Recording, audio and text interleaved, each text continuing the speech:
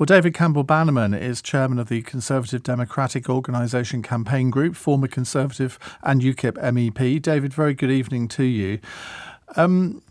How do you assess Suella Braverman's position tonight?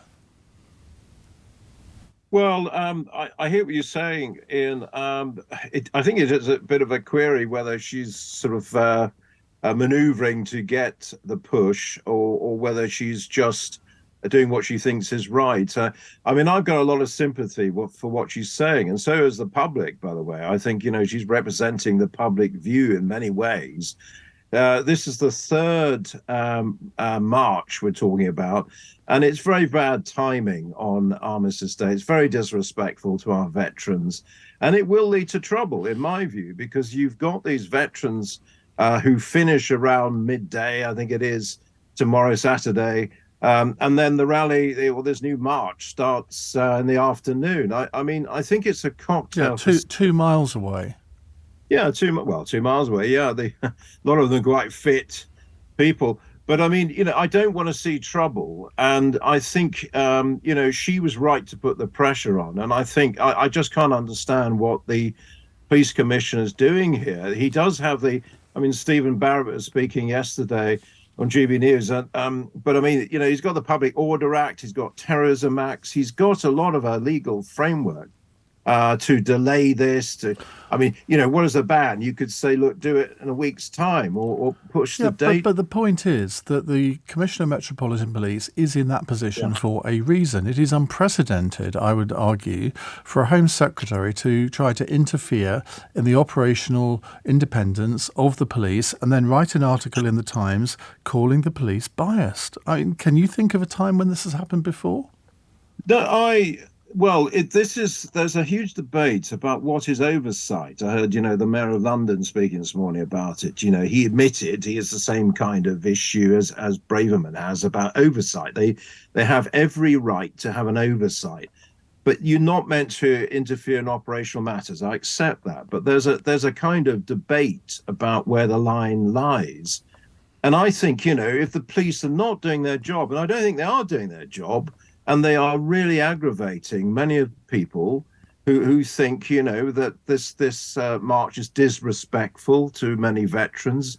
I mean, there was a note that went round to, I know some military people who said, don't wear your medals. It might cause trouble or might lead to, aggravation. Now, that was outrageous. In Britain, in the centre of London, going to the cenotaph, you're not actually encouraged to wear your medals. Well, I know where that happened. That happened in Northern Ireland because of the IRA.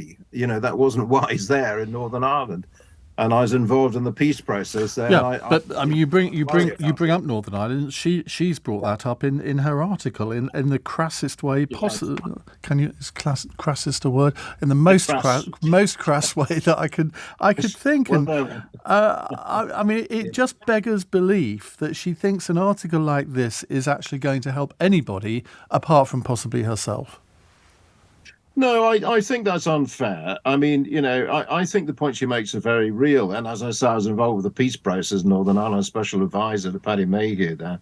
I know about the sensitivity of marches, but there are, some unpleasant elements behind those marches. And what she's saying, they can be hijacked or they can be used by more sinister elements. There's a lot of innocent people there who just protesting peacefully, but they can be hijacked, and that we've seen plenty of evidence of that. And I think it points at a serious public disorder being possible. Anyway, I don't want to see it, but the point is the police should have been far more robust. This smacks of the Weimar Republic, in my view. I think it's very weak, and it's very dangerous because it will open the doors to trouble. But her job is to promote law and order. It is not to be populist. It is not to pander to public opinion necessarily. It's to lead public opinion. And what she's done here, I think Keir Starmer's quite right. It has made the prospect of trouble at that march more than it would otherwise have been. And that's a disgraceful thing for a Home Secretary to do. The debate is all about what Braverman's doing and saying and not saying, what she's writing, not saying. No one says, this is the third march, as I said, and it's not acceptable. These people who've organised this, and I know there's some Iranian elements behind it. I mean, that's public. some hardline elements behind this. And you know, it's deliberately designed, and it's right across Europe as well, by the way, you know, to actually undermine our law and order particularly. You know, it's not by Well, accident, but and they're pretty good at it. And well, and so don't just blame Braverman. I mean, please look at no. actions Yes, but that I actually look at bring what's things happened to in the last 3 weeks when they've had these marches. And yes, there have been the odd incident where somebody's carried a very distasteful placard. There have been some very distasteful chants. But these things always happen on protest marches. And by and large, they've been quite peaceful.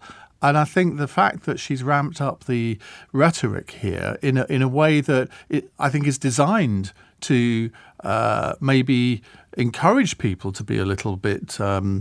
Well, I don't want to say the word violent because they're nice sounds if I'm ramping it up. But, I mean, clearly, would you not agree, though, that the position of the Metropolitan Police Commissioner is almost untenable now because of her actions? Because if there is violence, she will say, see, I was right. And if there isn't, I mean, he can say, well, look, I was right, but his position means that he can't say that publicly. Well, no, he retains control of operational policing. I mean, the Prime Minister saw him, you know, Suella saw him. I mean, it's, you know, it's still in his remit. Yeah, but in any normal government, And we wouldn't know that they'd had that meeting because Rishi Sunak and Number 10 and the Home Office, they made it public that he'd been called in for an interview without coffee. Now, that's a disgrace. Those kind of meetings should not be made public, should they? Well, I do. Well, the public needs reassurance, to be honest, Ian, because you know the public's losing faith in the police big time. And because of rhetoric like hers.